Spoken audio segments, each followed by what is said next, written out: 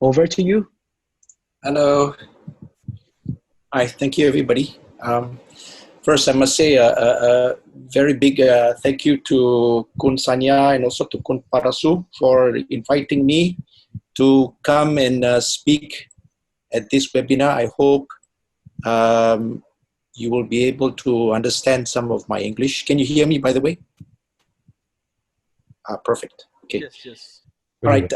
I will. I really appreciate the talk that Sanya has given. I think that he's pretty much given everybody some understanding about global underwater explorers. So maybe for me, I will do a very short, about 15 minutes of giving people a different viewpoint of GUE as an organization. From the point of some of the projects that we have, that I have had the privilege to be involved in. These projects, by the way, are just for your interest. You know, it's really important to understand that GUE as an organization doesn't push people to do extreme diving, right? This is maybe something for your interest. And for some people, they may think, okay, this is what I want to do. I want to do technical diving. I want to do cave diving. I want to join projects. And if you like that, GUE has many opportunities for you to get involved. But if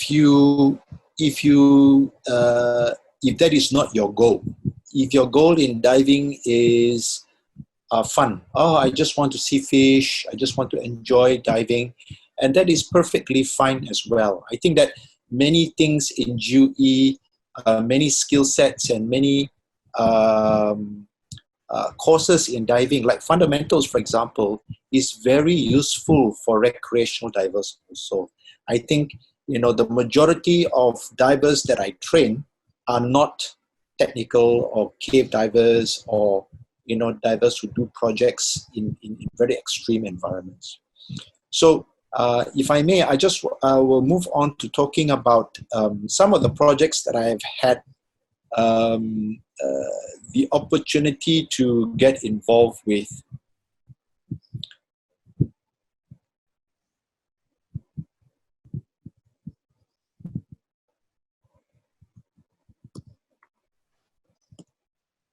Oops.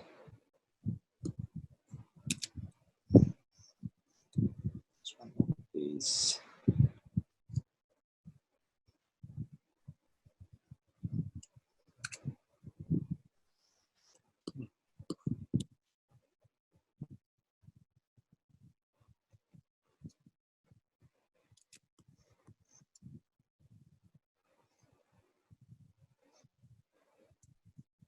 Can you see?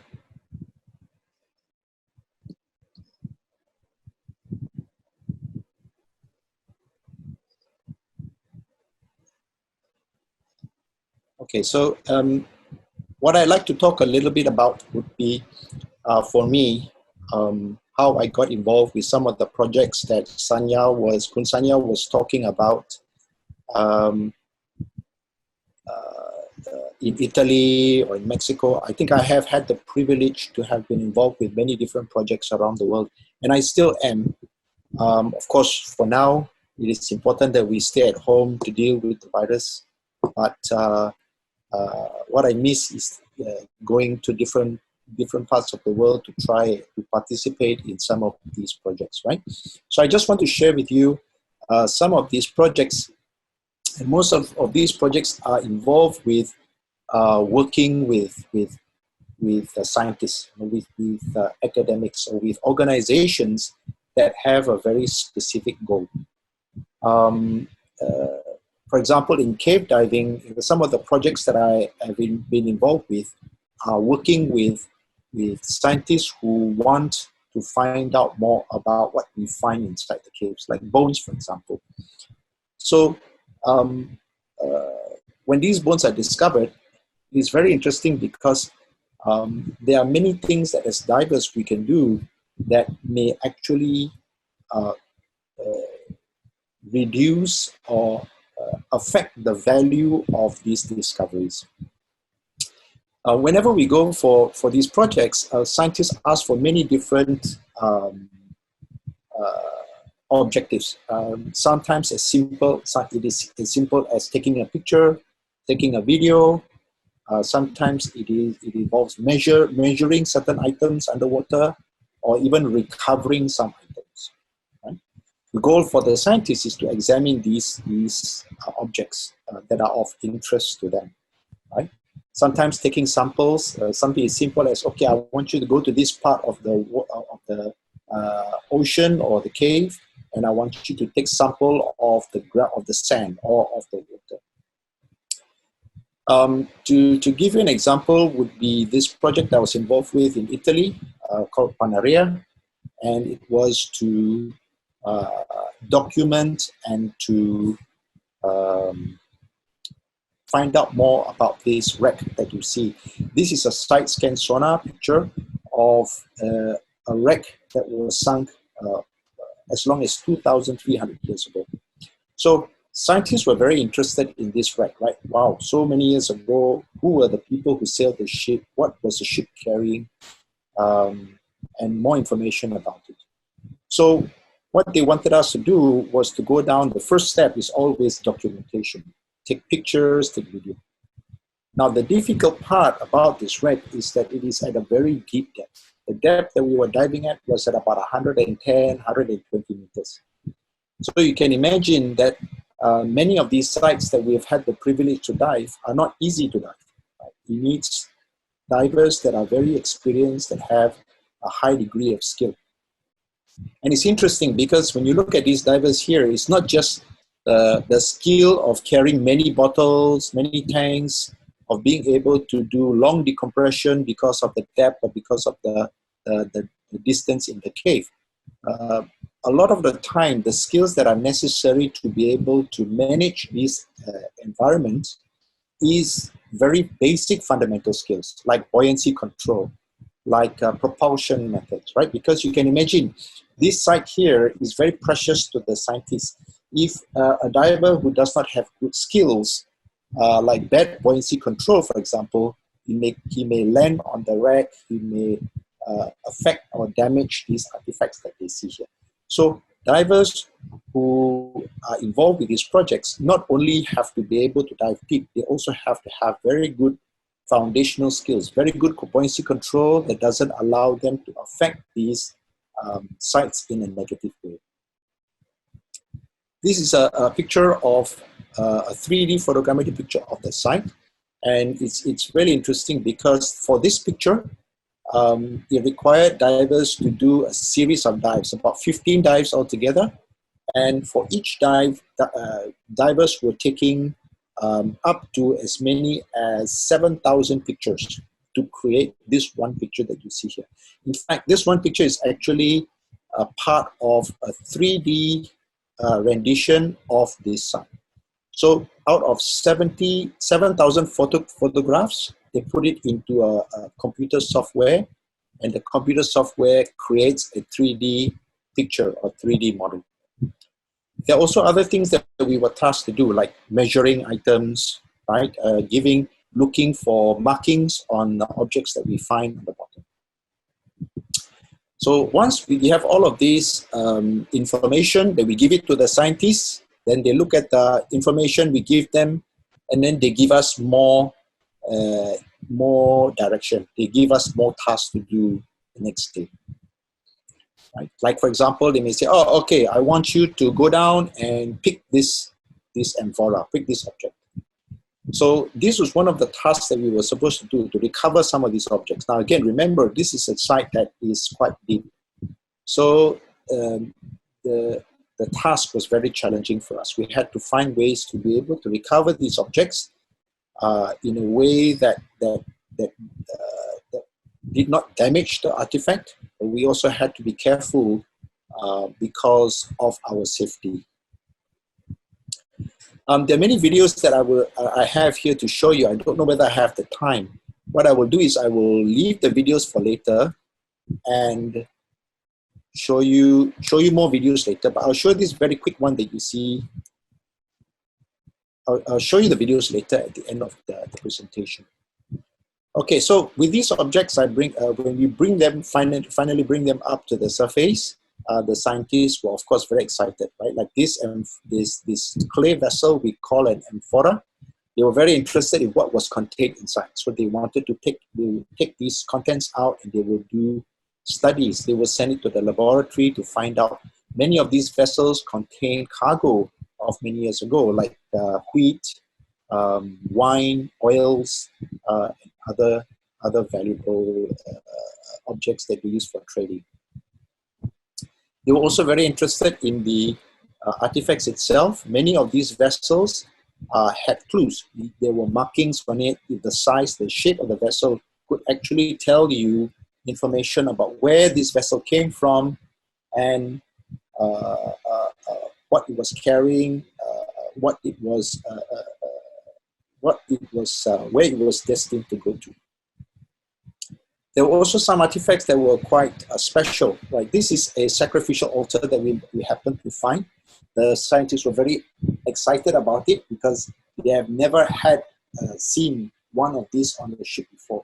So you can imagine that for archaeologists who find objects that are unique, they are of great value to them. It tells them a little bit about what the sailors on the ships were like back then. Obviously, they were religious, and they probably sacrificed animals using this altar on the boat to make the gods happy, so that their journey would be a smooth and a safe one. Right. So with all of these different academics, scientists that we work with, you can imagine that many of them have different tasks or different goals for divers to do, particularly with underwater sites that are difficult for divers, for people to access. Many of these divers may not necessarily be divers themselves. Some of them are. Some of them have the training. But it is not uncommon that for extreme sorts of dive sites, many of these scientists may not have the skills or the experience to go and do these kind of dives. So that is why they may engage divers who have the skills and the relevant experience to be able to perform the tasks that they need to gather more information. Of course, as divers, there are many things that we need to work with. And I think Kun Sainia was telling you about skill sets, right? Like fundamental skills, so how to control your buoyancy, your kicking. They have different classes that teach you more essential skills that you need for diving, like how to switch to a different gas, how to switch to another tank, how to use double tanks, or maybe even rebreathers. Depending on the kind of environment that you intend to dive, you have to be trained in those environments. But it is interesting that many people don't realize that some skills that divers need may be as simple as how to use a compass effectively, how to do survey, how to take details, how to video a site, how to take pictures. So these are tools or skill sets that divers may also have to be trained to do. It's interesting that GUE has some of these courses like documentation diver.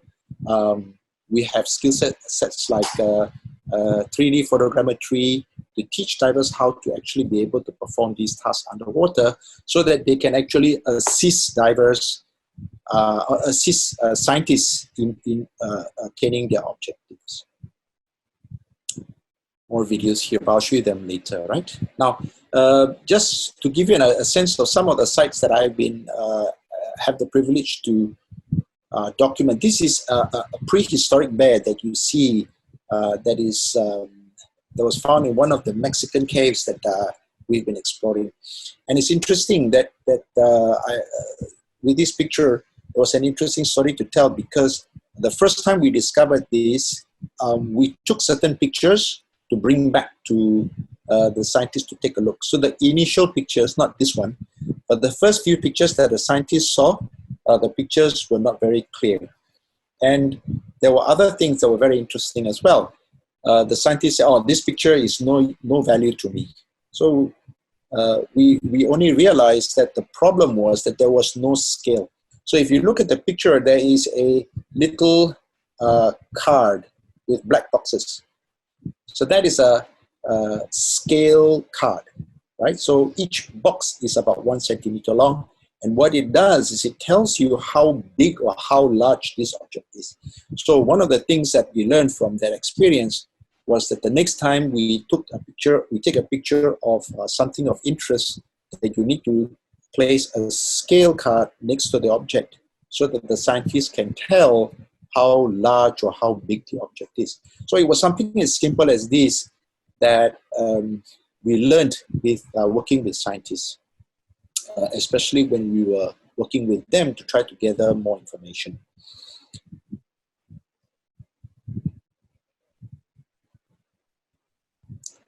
All right, so I hope that has sort of given you a sense of, as divers, when you are looking at maybe far ahead, when you gain a high degree of skill, when you get the relevant training to be able to dive in more difficult environments, or maybe if you start participating in more challenging kind of diving situations, like working with scientists, I hope that it sort of gives you a sense of what is out there, what is available around the world, where these opportunities to work with different projects or groups would pose or would offer exciting opportunities for divers to be able to go in, get involved, right, to participate in these projects. Now, this is a picture of a map of a specific site that we dived in that is very special in Mexico, called Rio Negro. It's basically a pit. You can see a very large pit. It doesn't look very big on this picture here, but the depth of this pit here at the bottom is at about 60 meters, about 57 meters.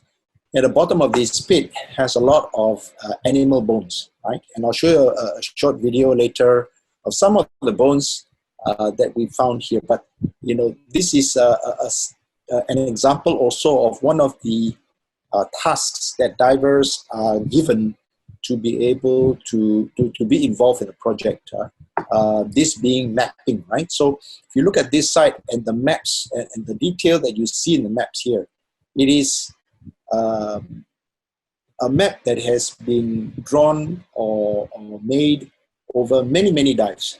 Divers have to enter this area to be able to start with essentially what we call a stick map, and then they follow by adding details, like measuring the distance from the line to the walls, the ceiling, right? And then drawing in or detailing, putting in all the details into a map like this, so that others who enter this area would be more familiar. I think for those of you who are interested in cave diving, you probably come across many different cave maps that will give people some guidance or some sense of navigating in environments like this. So, again, it requires many divers with good skills to be able to perform different tasks like this. All right. So, to summarize, I think,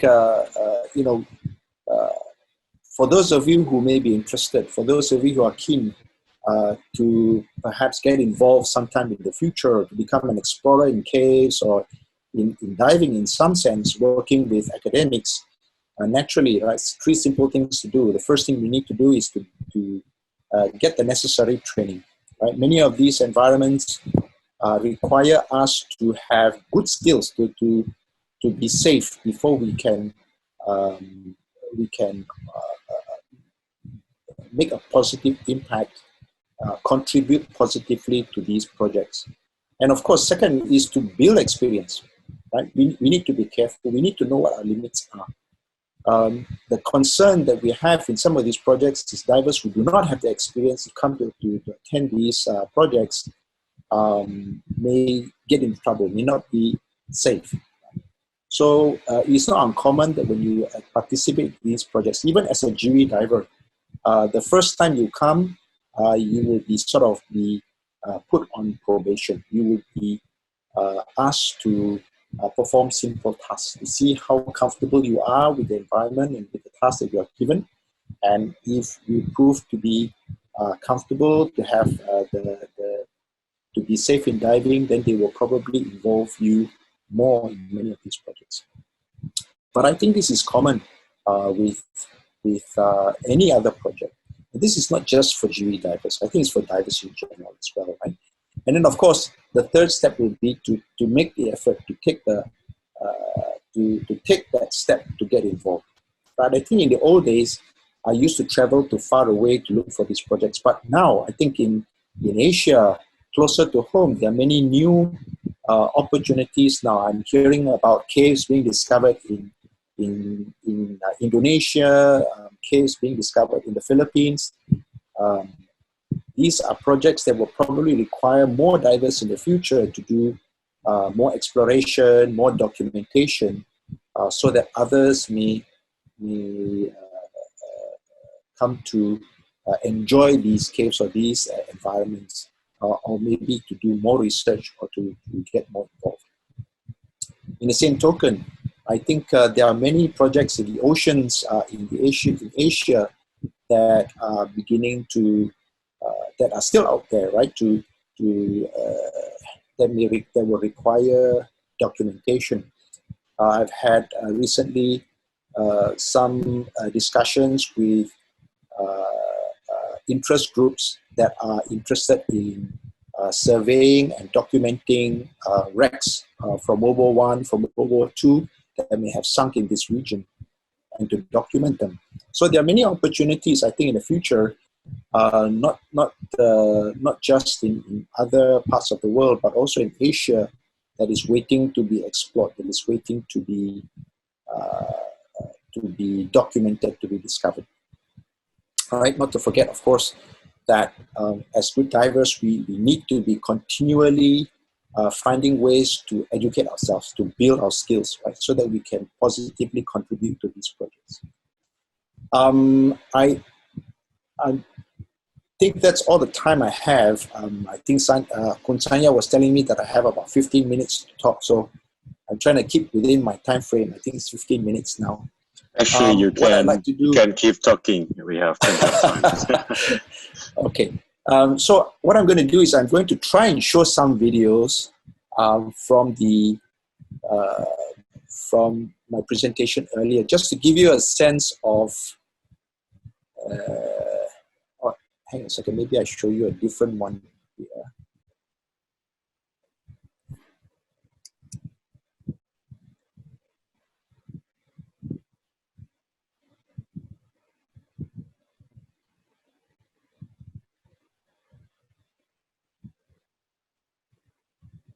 These are short, very quick videos for you to see.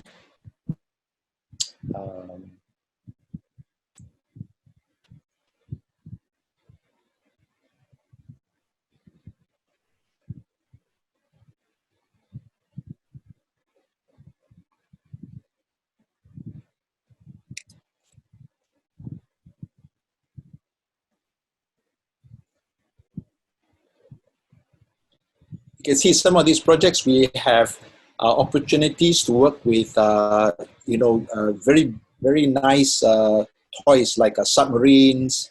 We have recompression chambers.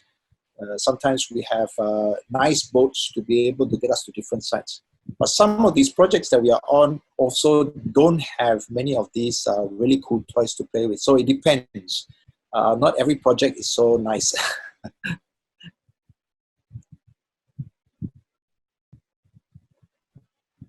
Can you see the video? I think it's stuck. Okay. Let me.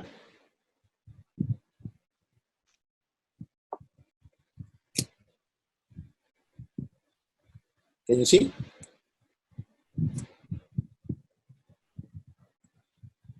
Hang on a second.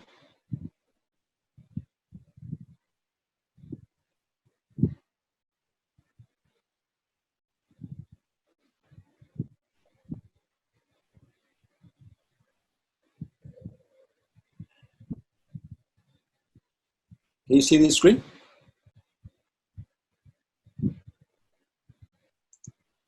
Yes, but it's not moving. Now? Yes, a little bit. It's good, it's good. Okay, so this is a video of the one of the videos of the Italy project.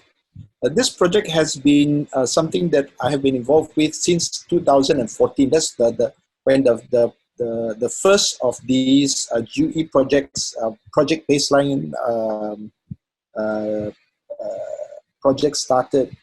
And every year there has been opportunities to get involved. So each year in between June to September, there are opportunities to work with the scientists there.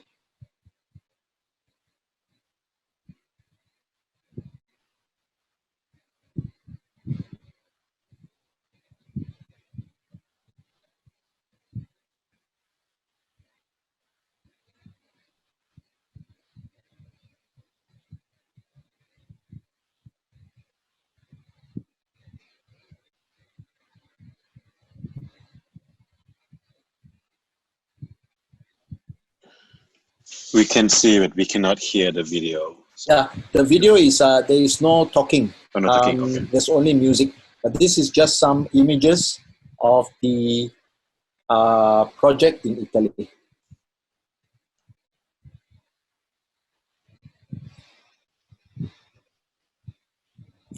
This is another one. This one has some talking. Let's see if you can hear it.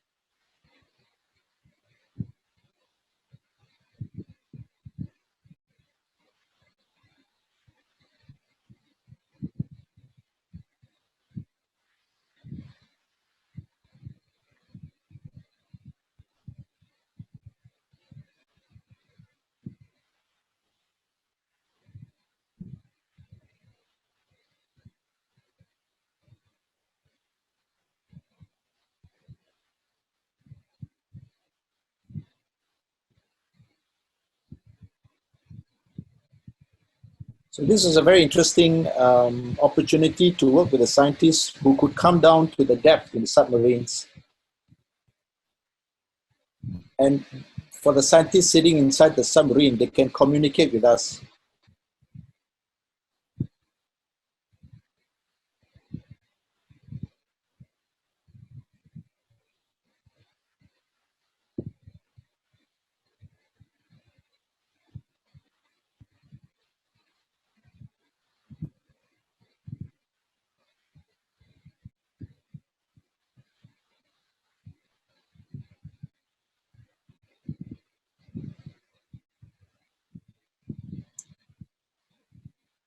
Right. For those of us who are more interested in cave diving,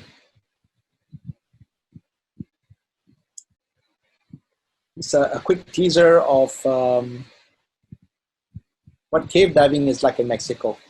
And some of the sites that we are exploring requires you to go quite long distances. So you can see the amount of equipment, the skill sets that you will need to be able to travel this distance in the cave. Maybe even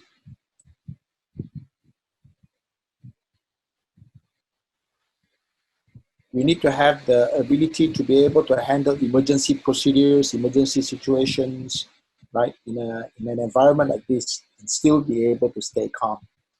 Right? So I think that for us to want to be involved with these projects, it is really important that we have the necessary training, we have the necessary experience to be able to participate.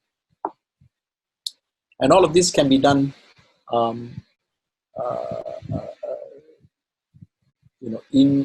first within your community.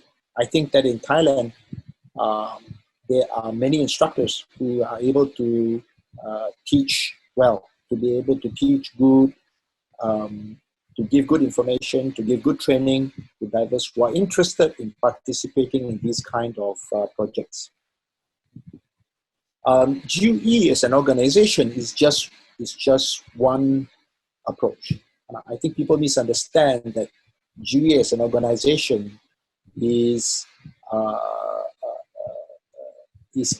insists on only one way. I think that is not true. I think that for many people, they misunderstand GUE because for us as an organization, we have certain strategies and mindsets to be able to make things simpler for divers. But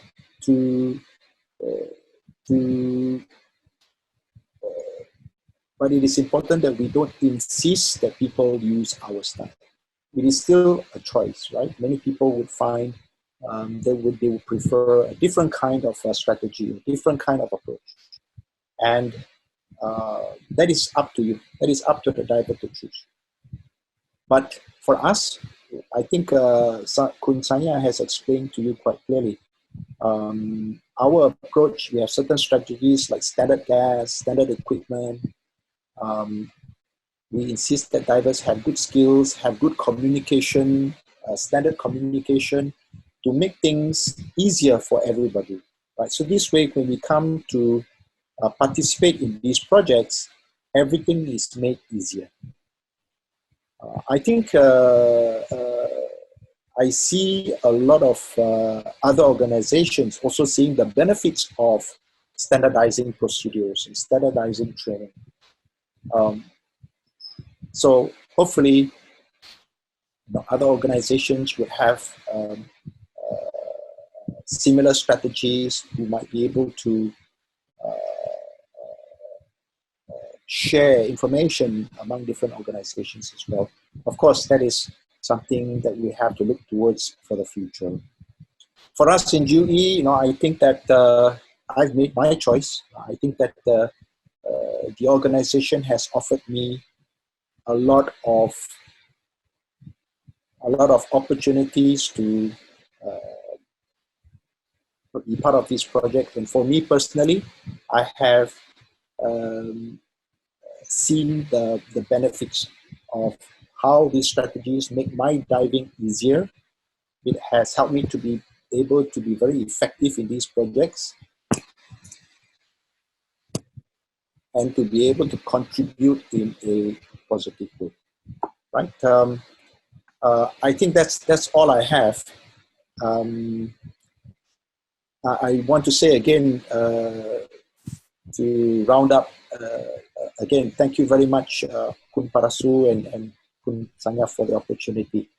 I really appreciate, and I hope that all of you who have been listening in has found this presentation useful. I'm open to any questions if anybody has. Okay, thank you, sir. มีท่านไหนจะถามอะไรคุณกิเดียนหรือครูแสนไหมครับ Anyone got any questions? เดี๋ยวผมขออนุญาตดึงกลับมาบนพื้นโลกนิดนึงนะครับเดี๋ยวเราขอสรุปกันนิดนึงนะครับแล้วเนี่ยสำหรับส่วนตัวผมเองในมุมของอยากจะแชร์กับเพื่อนๆในบทสรุปตรงนี้ก็คือว่าจริงๆแล้วเนี่ยหลักสูตรอะไรก็แล้วแต่ที่มันทำให้เราดำน้ำได้สะดวกสบายมากขึ้นดำน้ำได้เก่งขึ้นนะครับหรือว่าดำน้ำแล้วสบายนะช่วยเราประหยัดอากาศช่วยเราปลอดภัยมากขึ้นสิ่งเหล่านี้มันเป็นเหมือนกับการลงทุนที่เราใช้ได้ทุกวันเวลาเราไปดำน้ำเพราะฉะนั้นปัจจุบันนี้เนี่ยเวลาที่ผมดำน้ำเนี่ยอิทธิพลที่ผมได้มาจากการดำน้ำหรือการเรียนจาก GUE เนี่ย ทำให้ผมสามารถนำทักษะต่างๆสกิลเซ็ตมาใช้คำว่าสกิลเซ็ตของเขาเนี่ยครับมาใช้ในการดำน้ำทุกวันนี้ตลอดเวลาไม่ว่าจะเป็นการดำเล่นหรือว่าจะเป็นการสอนนะครับการเลือกใช้อุปกรณ์นะครับอุปกรณ์ที่มันเป็นมาตรฐานของเขาเนี่ยมันทำให้ผมสะดวกมากๆเวลาที่จะเปลี่ยนนะกับวิธีการดำน้ำอุปกรณ์แต่ละอันที่ผมมีเนี่ยมันใช้ได้กับทุกๆการดำน้ำไม่ว่าจะเป็นการดำไนท์ไดฟ์การดำเข้าไปในถ้ำเล็กๆนะหรือว่าการดำลึกหรืออะไรพวกนี้ก็จะเป็นอุปกรณ์ชุดเดิมมีการเปลี่ยนแปลงเล็กน้อยแล้วก็สุดท้ายนะครับก็คือเรื่องของหลักปฏิบัตินะหรือระบบขั้นตอนต่างๆนะไม่ว่าจะเป็นเรื่องของการดำน้ำเป็นทีมนะการที่เรามี awareness มากขึ้นในขณะที่เราอยู่ในน้ำเพราะว่าเราไม่ต้องห่วงเรื่องสกิลของเราแล้วนะเวลาเราดำอยู่เราลอยอยู่นิ่งๆได้นะครับเรื่องของการบริหารอากาศนะครับเรื่องของแก๊สที่เขาใช้เป็นมาตรฐานกันนะแล้วก็เรื่องของการวางแผนการดำน้ำสิ่งเหล่านี้ทั้งหมดเนี่ยมันมาประกอบกันและทำให้ผมสามารถที่จะดำน้ำได้อย่างปลอดภัยมากขึ้นทุกวันนี้แล้วสุดท้ายก็คือผมมีเขียนบทความสั้นๆนะครับมาหลายอันแล้วก็ส่วนใหญ่เนี่ยก็จะเป็นความรู้ที่มาจากการได้มาจากการเรียนจาก GUE ทั้งนั้นเลยนะครับก็ผมขอฝากเพื่อนๆไว้ตรงนี้ก็แล้วกันนะครับว่านี่คือสิ่งที่ผมได้เจอมาในชีวิตการดำน้ำของผมแล้วก็เปลี่ยนวิธีการดำน้ำของผมมาเป็นจนถึงทุกวันนี้นะครับก็เดี๋ยวขออนุญาตส่งต่อให้ครูปอนะครับก็เผื่อเพื่อนๆคนไหนมีคำถามอะไรก็เชิญได้นะครับตอนนี้คุณกีเดียนทางผมแล้วก็ครู GUE อีกท่านหนึ่งก็อยู่เผื่อจะคอยตอบคำถามพวกเรานะครับเชิญนะครับขอบคุณมากครับผมแค่ขอแชร์ส่วนตัวนิดหนึ่งครับคือผมครั้งแรกที่ผมรู้จัก GUE เนี่ยผมไปเจอช่างภาพท่านหนึ่งเป็นช่างภาพใต้น้ำช่างภาพวิดีโอแล้วรู้สึกว่าผมเห็นเทคนิคการที่เขาเนี่ยได้ develop ตัวเองจากการไปเรียนคลาส fundamental แล้วผมว่าเขาใช้ไอ้สกิลที่อยู่ในหลักสูตรเนี่ยมาใช้กับการถ่ายวิดีโอการถ่ายรูปได้แบบดีมากครับผมเลยเพราะว่าจริงๆผมว่าหลักสูตรนี้ผมว่าครูแสงคิดว่ายังไงครับในการพัฒนาให้นักดำน้ำถ่ายรูปที่ชอบถ่ายรูปที่ทำให้รู้สึกว่าดีขึ้นผมคิดว่าที่ครูปอพูดถึงเนี่ยค่อนข้างจะตรงนะครับในแง่ว่าคือส่วนใหญ่พวกเราที่ถ่ายรูปโดยเฉพาะคนที่ถ่ายรูปซีเรียสเนี่ยจะมีชุดกล้องใหญ่มากนะอุปกรณ์จะเยอะมากเวลาลงไปในน้ำเพราะฉะนั้นตอนที่อยู่ในน้ำเนี่ยก็จะพูดง่ายว่ามือไม่ว่างเลยมือเนี่ยต้องถือกล้องและกล้องก็คือใหญ่ดังนั้นการที่เรามีทักษะสกิลเซ็ตของการที่จะเคลื่อนที่ในน้ำได้ในทุกๆรูปในทุกๆทิศทางที่เราต้องการนะไม่ว่าจะเป็นการว่ายถอยหลังโดยไม่ต้องใช้มือเพราะมือเราต้องถือกล้องอยู่นะหรือว่าการที่เราสามารถทรงตัวอยู่ในน้ำอยู่ในแนวนอนได้นิ่งมากๆในขณะที่เราต้องการที่จะถ่ายรูปนั้นๆนะครับการถอยหลังการหมุนตัวหนีออกมานะครับทำได้โดยที่ไม่ต้องใช้มือเพราะฉะนั้นผมว่าอันนี้เป็นอย่างที่ครูปอเห็นนะครับผมเห็นด้วยว่ามันน่าจะต้องช่วยได้เยอะมากถึงทำให้เขาพัฒนาตัวเขาเองได้แบบนั้นครับ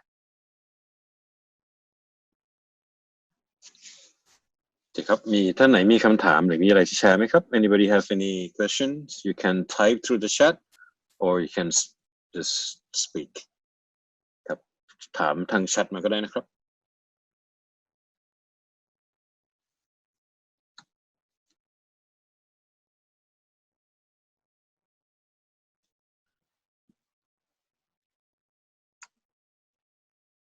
Okay. Gideon, I hope we could dive together in the cave in Indonesia sometime. Yes, I'm very keen. There. I have been trying to follow the work that you've been doing there very closely. I think you're doing a great job. I think it's a really exciting place to go and explore, and I hope to have the opportunity to dive with you one day. How is I heard that you went to China to explore some caves over there. Yes. Can you tell us about the China cave? Okay. I just before I start, can I get a sense of how much time I have? We don't have limit, so I don't have okay. to pay for anything. I mean, I can show you some pictures if you are okay. Yes, sir. Please. Good. Just give me one moment. I'll just pull up the.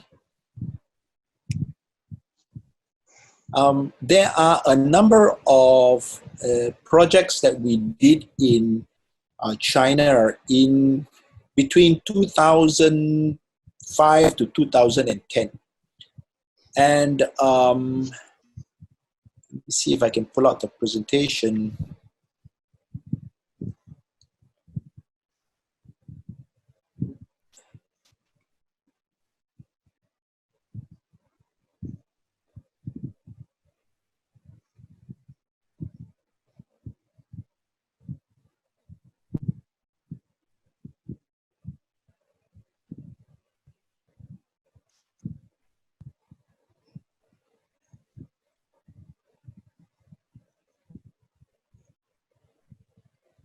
เห็นครูเบิ้มมีคำถามมาที่ครูปอนะครับ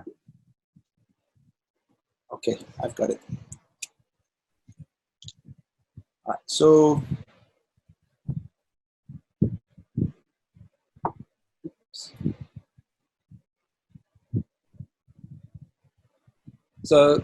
this is a very quick, and it's just a pictorial.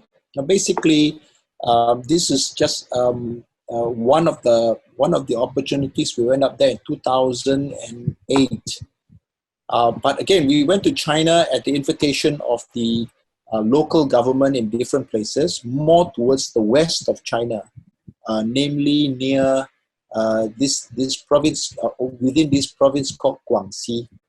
So in Guangxi, there was a number of sites where there were many potential caves to dive in. So we went first to the city of Fengshan. Fengshan is quite an isolated place. Basically, you fly into Nanning, and then you had to travel by road for about 4 to 5 hours before you reach this town. And then from the town of Fengshan, you have to go to the different cave sites, which sometimes can be as much as 1 or 2 hours away. So this was the earliest time I went to China, and it was at the invitation of the government. The government was able to, invited us to go. We went there to, we went there, we had to pay our own expenses, but they paid for things like our accommodation and other things. So very interesting place. We also had the help of the local people there. Many of the sites that we went to visit to check out, we had the help of the local people there to carry out equipment for us. So the first few times we went there, it was essentially a group of 4 divers, 3 from Australia and one from Singapore, myself, together with a group of Chinese representatives from the government. Of course, when we went there, the government was very keen to look after us. So, of course, it's not just the cave diving, but the experience there. This is one of the meals that we had. And, of course, some of these experiences are not always nice. These are actually bowls of pork blood.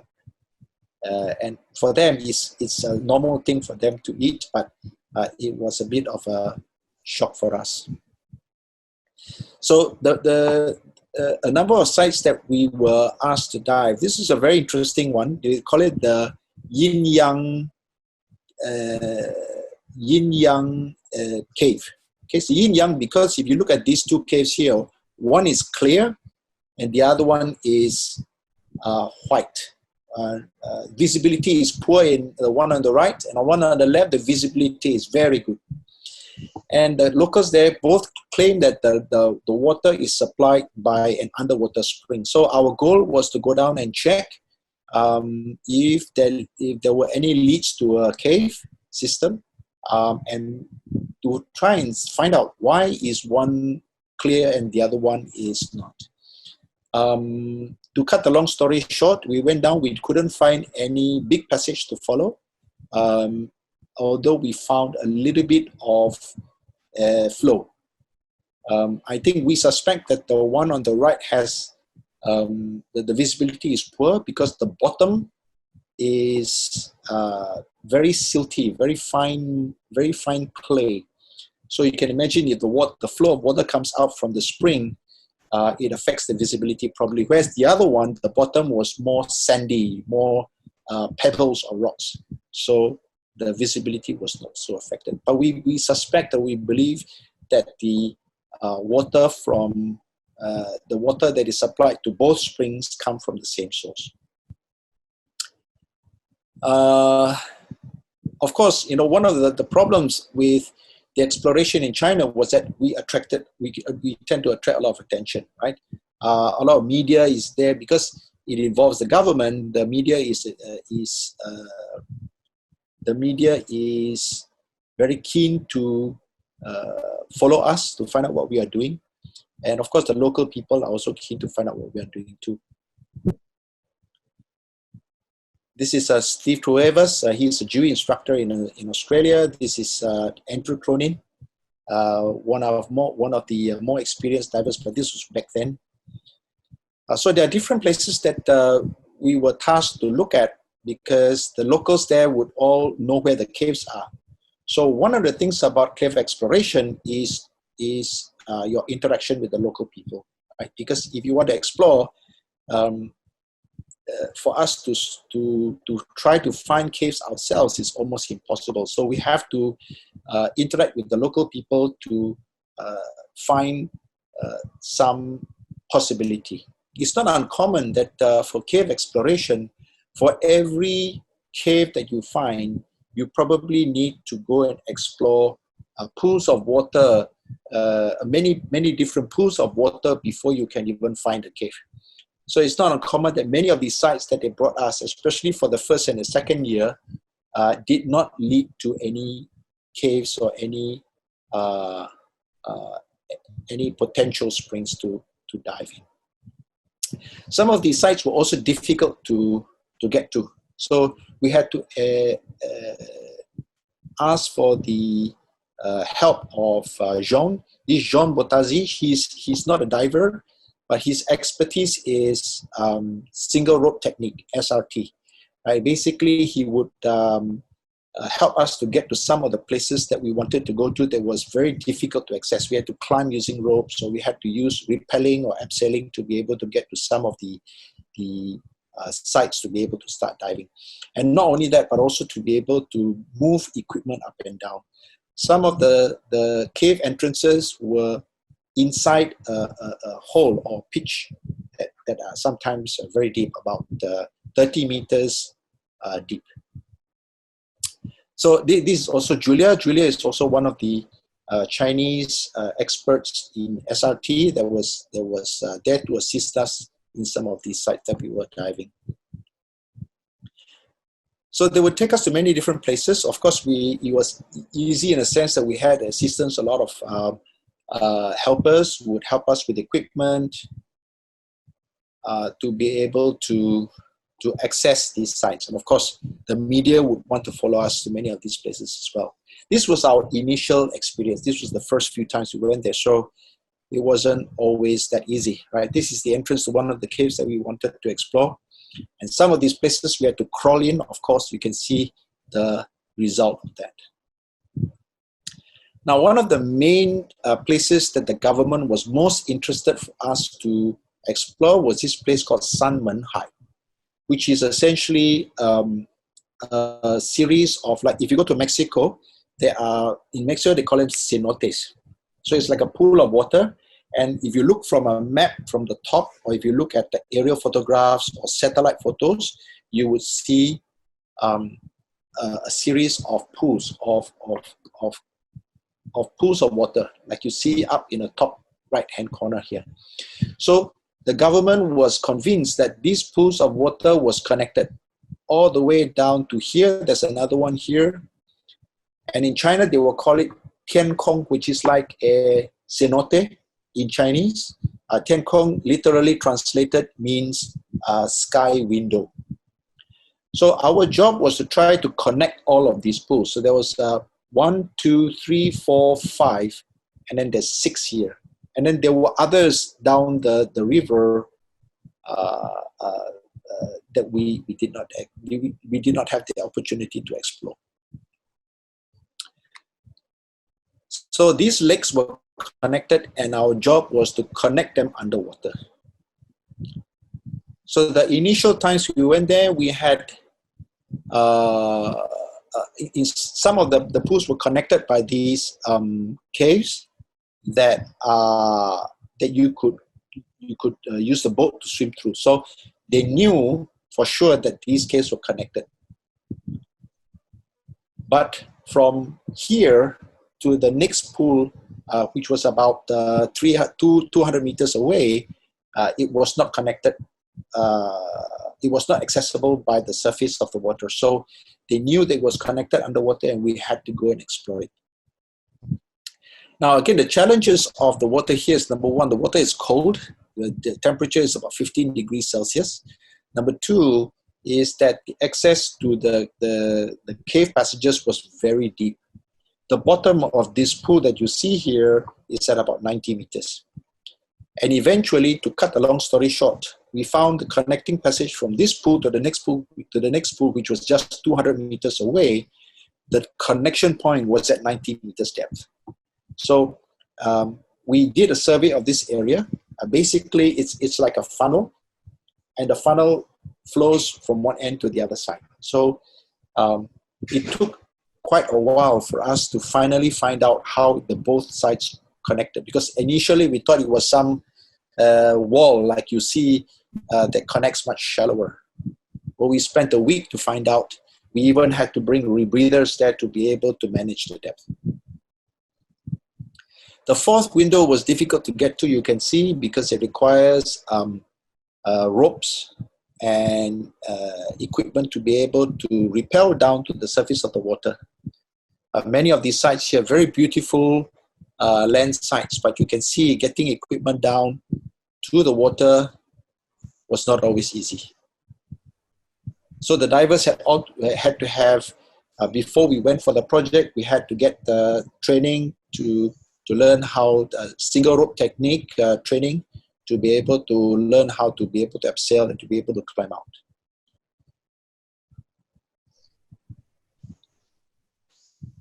These are some of the surveys. Of course, when we put in the line, you can see the one on the right was all the different surveys. Each color represents a line at a different depth. So one of the strategies that we use here to try to find out more about the site here was to make a circle at a fixed depth. So we will go follow the wall and connect the line back to each other. So, and then we will survey the line relative to a surface point, right? So by doing this, we could actually sort of draw a 3D picture of what this site looked like. Once we started to get a sense that it was more like a funnel, we started to suspect that this connection between here and here was funneled down to a very deep depth before it started to come up again. This is a sure a video. Okay, well, it's actually a video, but these are quick photos to help you to see how we realized by doing this that this was actually a funnel where it was big here, but it became smaller and smaller and smaller and smaller, and it probably led to another cave on the other side.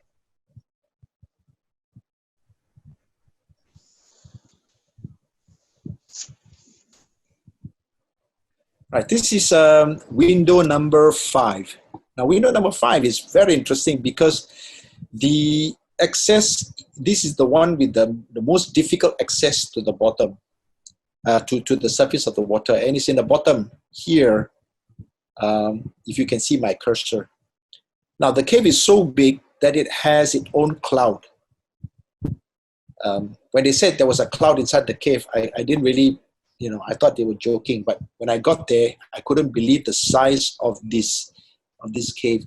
I don't know, I'm not sure if this is correct picture, but you can see there's a dot here, and that's probably the size, maybe in a video if I can show you later, that's the size of a human being on that wall there.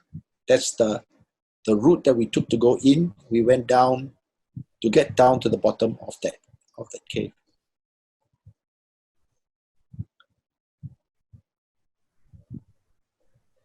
So access to the surface of the water to be able to do any form of exploration was not always easy, but we had the help of the local people there to be able to do so.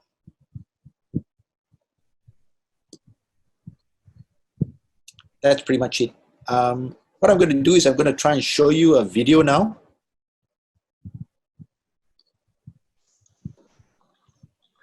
Those look really tempting. It was very exciting back then in the earlier years. We went back to continue exploration for another 4 years. But then after that, the government had issues with funding, and then we had to stop, which is a pity. But we're looking for opportunities to explore other areas in China. I think there are Chinese people now exploring the caves themselves. So that's a good thing as well, a good sign. Yeah, I'm planning to go there in May, but I don't think it's good, possible. excellent. Because there are so many caves there. You know, that karst area is full of caves. But, you know, not all the caves are leading to passages. The other challenge is that many of these caves, the visibility is very poor. I mean, the caves that we were diving, the visibility was about 3 to 5 meters at best. They say very special times of the year, the visibility becomes even better, maybe 8 to 10 meters. But again, you know, you can imagine deep and cold water, poor visibility. It's not always not very good conditions to explore. I'll just try and show you a very quick video if I can find it.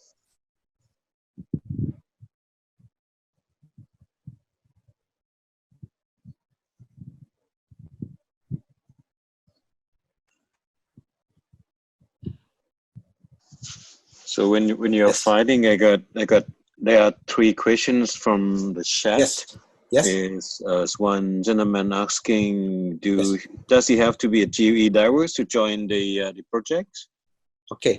The different projects that are run not always by GUE divers does not always have the requirement that you must be a GUE diver. Although some of the projects that I have been involved with does require some form of GUE training. So it's not fixed. Many of these projects are not organized or not always run by GUE divers. Some of them are run by the scientists. You know, like in Italy, for example, the person in charge of the projects there is the government. The government has a department called the Department of Cultural Heritage in Sicily. So they have a special department in the government called the Superintendents of the Sea, and they are the ones that engage the divers to participate. Of course, one of the divers that supervise activity is a GUE instructor in Italy called, his name is Mario. So naturally, he will look for GUE divers to join. So the short answer to the question is no, you don't need to be a GUE diver, but I think for GUE groups that participate in the project, it helps a lot if you have the GUE training, if you have the level of training that is necessary. Simply because it makes things easier for the group of divers. If you have a group of divers that you dive with that is very synchronized, that works very well with each other, they are able to perform tasks. I don't think that some of these, a number of these projects would have no problem accepting you to join.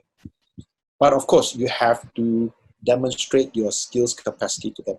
For many of these groups that we are with, the managers of these groups already know GUE divers, right? They understand the organization, so it's easier for them to accept GUE divers into the project. If that makes sense to you. Yes, sir.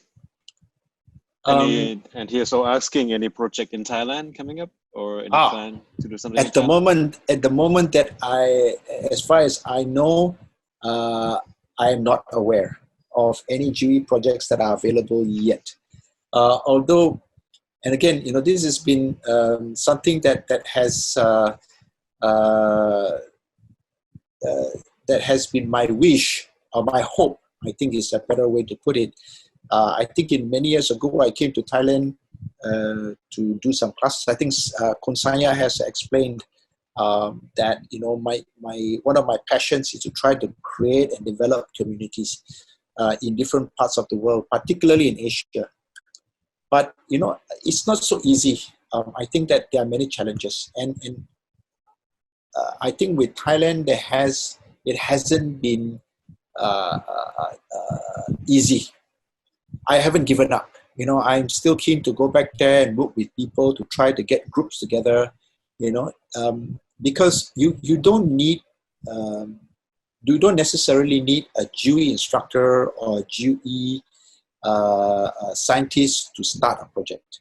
I tell Sanya, I tell the GUE community in Thailand, Project Baseline, for example, can be started by divers themselves, by passionate divers. Something as simple as you care, a conservation project where you care for a specific favorite dive site in Thailand. Let's say if you know of a specific point in Thailand that you all love, you can create a project by starting to gather data, right? Things like visibility, temperature, the condition of the corals there. Project Baseline as an organization is very keen to gather data from different sites like this so that they can monitor the site, right? How the condition is changing. Is the dive site and the conditions getting better, or is it getting worse? It's interesting, some Project Baseline sites show differences between a specific site underwater from this data by different actions. Like, if there was a weather disaster, like a hurricane, for example, or a tsunami, before and after data that was gathered, how did it impact the site, right? If there was divers taking regular readings or regular data of a specific site, it is very helpful to scientists to see how different events in history affect that environment. It doesn't have to be a natural disaster. It could be human intervention, right? Like pollution, like people. So, there's a very interesting story that I noticed about this recent COVID-19 virus in Italy. They were talking about Venice. If you know Venice, the city, how the canals started to become clear once there was a lockdown, right? People could not go out anymore. So the canals didn't have boats and the water started to become clear. You could see fish, the marine life started to come back to the canals. So it's very interesting how sometimes as human beings, we can impact our environment in a negative way. So as divers, and it doesn't have to be GUE divers, you could gather together to try to gather data of favorite dive sites in Thailand so that you can see what is the condition and how these dive sites change over the years, over time. So I hope, as much as there may not be any projects presently in Thailand, the goal or the hope is that in the future, whether GUE or not, that divers, enthusiastic divers in Thailand can get together and start a project themselves. Still waiting for your video. Yes. Shall I answer number 3 first? Yes, sir. Please. So if this is a crossover, okay. So here's the problem with GUE, and it's really important for me to explain this carefully. People are, I get this question all the time. Gideon, I'm an instructor with an organization, or I'm a technical diver with an organization. I want to cross over to GUE. See, the problem is that in GUE, we have many of these standard practice, standard strategies. So a lot of people may be unhappy when I tell them, oh, sorry, you have to do fundamentals. But there is a good reason for that, right? The fundamentals is more like an orientation. It's like to help you to understand how GUE strategies, standard strategies and procedures are, so that when you come and join the GUE divers, it will be easier for you to interact and to work with GUE divers. I mean, the goal is that all divers within a group can dive easily together, right? I give you an example of the Italy project, right? When I go and join the project there, on the first day, we are already diving to 100 meters. The divers in my group are divers I have never met before. They are foreigners, and they are, some of them are Italians. They don't speak English. So the funny thing was that as all were GUE divers, when we got together, nobody was worried about the procedures for diving. Everybody was the same. Everybody knows what to do, down to how we communicate and how we position in diving. So the interesting thing was that we could start to do very, very difficult dives because the procedure that everyone had was the same. So that made it easy for us to dive. So that is one of the advantages of this GUE system. And the idea for, let's say, a diver who comes to GUE and say, okay, I want to cross over, I tell him you have to do fundamental first, is to sort of like orientate to get to know these standard procedures. For you to proceed up, if you have good skills, to proceed up to become the level of diver that you want, if you had training with other organizations, may not be very difficult. But you still have to go through the training so that you understand how the GUE system works. So this is why we insist that divers start from fundamentals first. Okay, I hope that was the an effective answer for that question. I'm going to be keen to answer more questions if you like. Would you like to see the video? Yes, please. Okay, so this is the video from China. It's a 10-minute video, but can you see? No, I can see. Okay. Okay. Oh, you can skip to the part just exactly. Okay.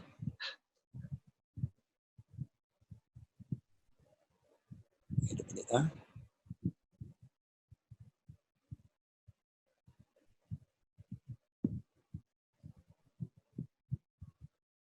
All right, so this is just music. So can you see the video? Yes, sir. Okay, so this is just the music in the background. I'll give a little bit of narration. So this is basically a video specifically on this first trip that we went to China.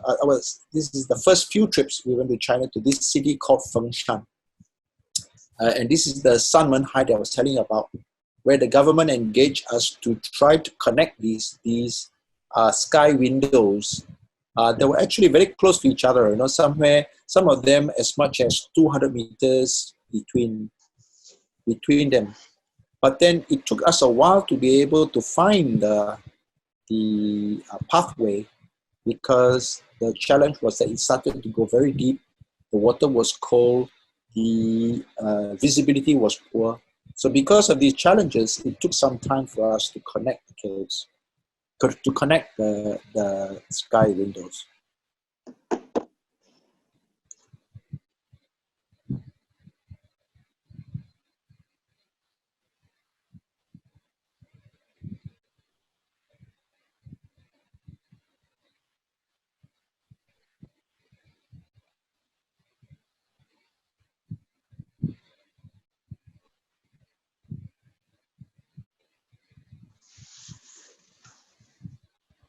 This is the Yunyang spring. Basically, we went down, we tried to look for passages. One of the interesting things you can see here is a little ribbon to try to detect flow from the bottom. We were tasked to take samples of the bottom. And of course, from the sampling, we could see that the spring that was had poor visibility, the bottom was very, very silty, very muddy. Whereas the clear one was more pebbles, rocks. This is another site that we found. It was actually in a mine. This is a mining area, and they stopped mining it because they found a cave. You can imagine how difficult it is to get into some of these sites.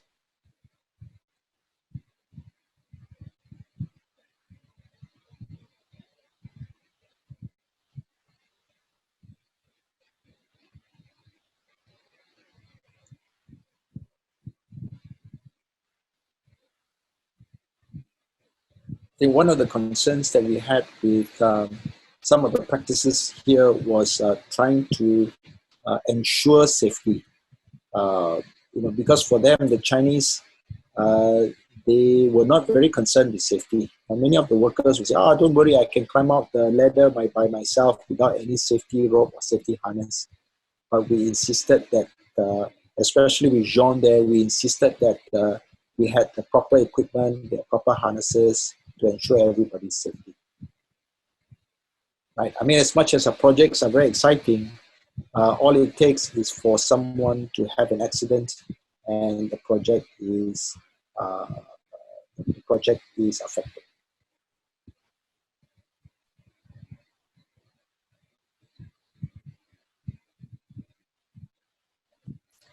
Some of the sites were so difficult to get to, were too dangerous, so we had to decline to dive in these places because of safety concerns. This is an interesting place because inside the rock face, inside this cave, the water was so clear. We were so excited that it might be a cave that leads to more passage. But when we got to the bottom, we only found out that it was just a pit that ended in that did not go much further. So as I said before, in exploring cave, you don't always find big cave. You don't always find caves that lead to bigger passages. Sometimes you bring all that equipment, you get into the cave, and you find out that the caves end very quickly. One interesting thing about cave exploration is not the usual kind of diving to expect. It can be very hazardous because caves that are new has a lot of silt, and the silt is not just on the bottom, it's also on the walls, it's in the ceiling. So for initial exploratory dives like this, we have to be very careful. We can't go very far because, especially with open circuit, you can imagine if the bubbles hit the ceiling, very quickly the visibility changes to 0. So right now you can see the visibility is clear going in, but you can see the walls now are starting to become, the sill is starting to come off the walls, you can see on the left side. And then coming back out, it's just a matter of minutes, the visibility becomes 0. So in exploring new cave, we have to be very, very careful because conditions can change very, very quickly. Oh, I missed this. Are the caves in Indonesia like this? Oh, of course, everywhere. Oh, wow. There's some of Wow. them. We got very good one. We got some with flow. So Yes. Most of them are very nice. That's great. But the new one is always like this. I'm really, really excited to go. I hope to have the opportunity to dive with you in Parasu. Please call me Paul. Sir. Sorry? Oh, you can call me Paul. He's here. Oh, thanks. Real pleasure to meet you. Actually, this is the first time we talk. Yes, yes, it is. So you can see in many caves that are new, one of the other things about caves like this is that the environment is very pristine. Something is like the bottom, for example, you can see it's all flat and smooth. We have to be very careful, especially as divers going into a cave that is unexplored, not to affect the environment too much. Right? Again, a diver with poor skills can ruin these, can affect the environment in a very bad way, such that it doesn't retain the beauty that it is.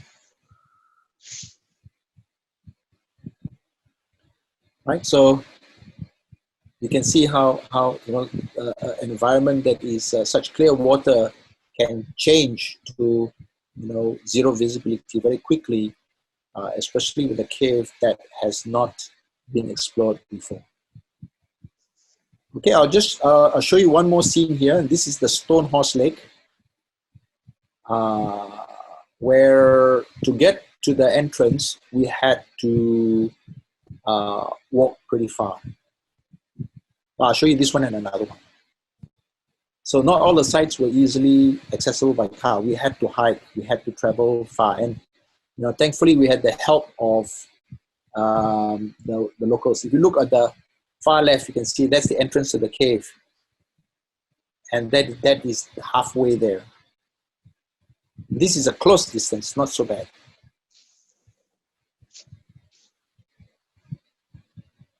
You can imagine if you had to carry the gear yourself.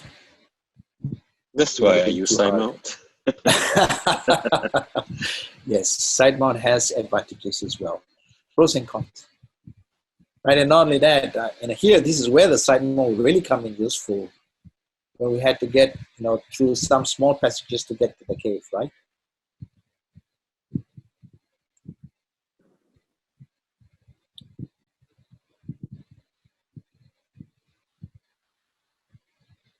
But many of these places that we go to, we would be able to penetrate as far as 100, 150 meters, and then it would end.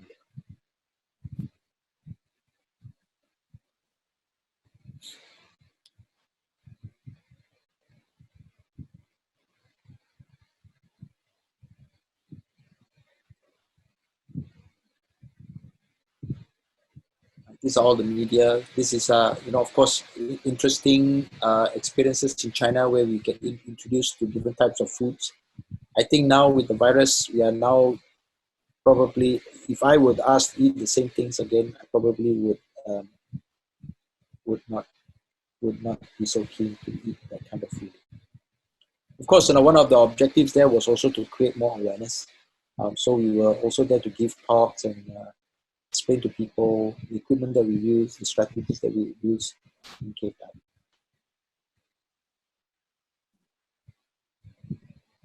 And of course, we had to entertain the government officials. You can imagine that some, back then, the way to keep relationship with these officials was to drink alcohol with them. You have to understand, as much as I'm not a drinker, but it's so important to understand how important relationships are with landowners, with people who control the access to these caves.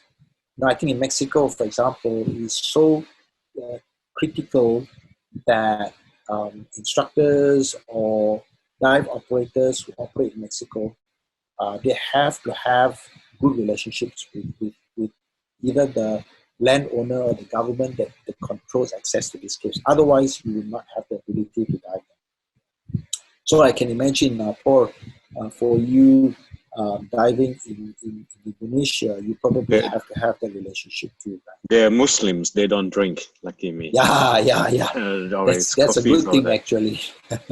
But in China, it was different because, especially since it was the government that invited us, when they say, okay, you have to come for dinner, we couldn't say no. Okay. But I'm sure you also have other challenges with Indonesia when you want to gain access to the caves there. Yes, sir. That was interesting. I have more videos to show, but again, perhaps another time. Okay, we can have another sessions talking about the caves. Sure. We have long vacation together. Yes. Perhaps for maybe your videos too. I'll be very keen to see, what the caves like I mentioned. Okay. Before I go back to Busan, we like to give some conclusion about the GUE and DAR trainings. Yes. In general, just for the.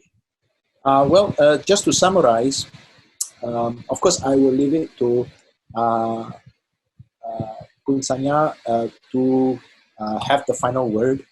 But again, I just want to say again to thank you very much to Paul, to Sanya for this opportunity.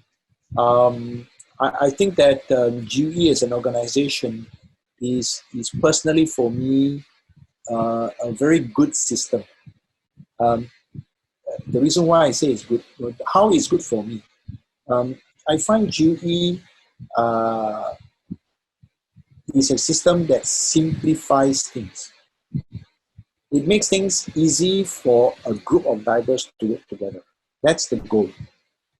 That is what we aim to do, right? To try to find a way to make it easy for everybody, so that when we go for diving, we don't have to worry so much about the diving part. We can focus on what we want to do. So it's especially helpful or useful when you want to do like cave exploration, right? Like or in Sania's case, maybe if something as simple as recreational diving for fun. You want to go for a trip to leave a boat trip to, let's say, to similar islands. You can imagine if everybody on the boat had the same equipment, if everybody had the same procedure, if everybody had similar skill sets. You know, it's important to understand that people that GUE doesn't look down on divers who don't have good skills. Now, everybody doesn't have good skills at the beginning. We have to train. And when I train divers, I tell them, don't be discouraged, right? Eventually you become good, but you have to put the time in to practice. The other thing that GUE encourages divers to do is to help each other, right?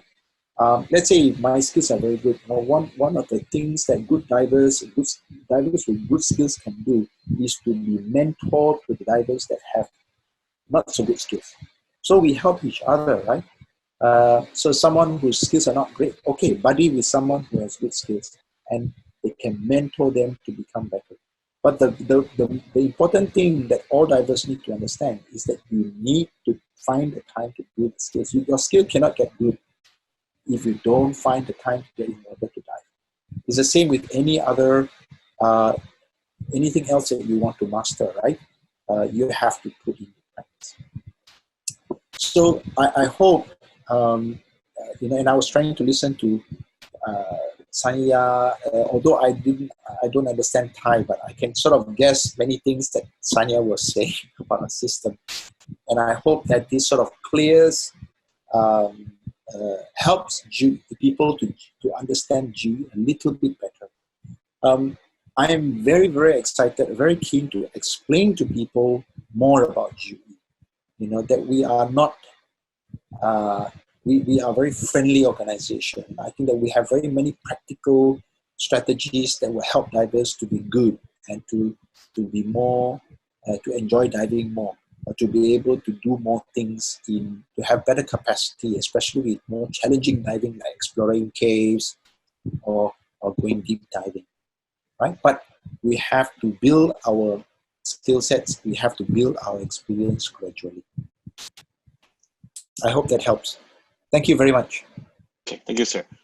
เรียนเชิญครูแสนสรุปก็ฝากอะไรให้พวกเรานิดนึงครับสำหรับวันนี้ก็ไม่มีอะไรมากครับสรุปสั้นๆนิดเดียวครับก็คือตอนนี้เนี่ยเราก็ได้พยายามจัดตั้งนะครับเป็น GUE friendly dive center นะครับก็คือที่ RCA นะครับมันก็จะมีข้อมูลต่างๆนะที่เกี่ยวกับ GUE ถ้าเราสนใจอยากจะได้ข้อมูลเพิ่มเติมนะครับก็ไปที่นั่นได้นะก็คือที่ RCA หรือที่ออฟฟิศของ Ocean Blue Wave นะครับแล้วเราก็จะมีการจัดคอร์สของ GUE ขึ้นมาเป็นระยะนะครับเนื่องจากจัดค่อนข้างยากจะต้องพยายามเซตตารางอะไรกันให้ดีเพราะว่าเราอย่างที่บอกครับว่าตอนนี้ยังไม่มีครู GUE ที่เป็นคนไทยนะครับจริงๆแล้วผมเองกับครูวิวนะอีกท่านหนึ่งเนี่ยเราพยายามที่จะอัพเป็นตัวเองเป็น GUE เป็นครูของ GUE แต่ว่ายากมากใช้เวลาเยอะมากนะครับก็ยังไม่สำเร็จตอนนี้ยังต้องเชิญคุณครูจากที่สิงคโปร์มาช่วยสอนอยู่นะครับแล้วก็สุดท้ายก็คืออย่างที่คุณคีเดียนบอกครับว่าเราเฟรนลี่นะครับเพราะฉะนั้น